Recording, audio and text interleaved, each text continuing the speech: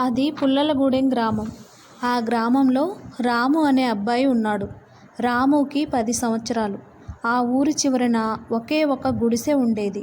ఆ గుడిసెలో ఎవరున్నారో ఎవరికీ తెలియదు. ప్రతిరోజు రాత్రి ఆ గుడిసెలో నుండి ఏడుపు వినిపిస్తుంది.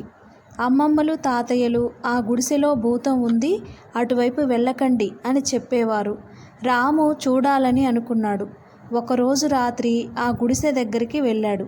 అక్కడ భయంకరమైన నల్లటి ఆకారాన్ని చూశాడు. కళ్ళు తిరిగి పడిపోయాడు. తెల్లవారేసరికి ఫుల్లుగా జ్వరం వచ్చేసింది.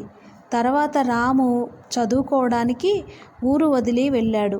తర్వాత 10 సంవత్సరాలకి తిరిగి వచ్చాడు. ఊరంతా మారిపోయింది.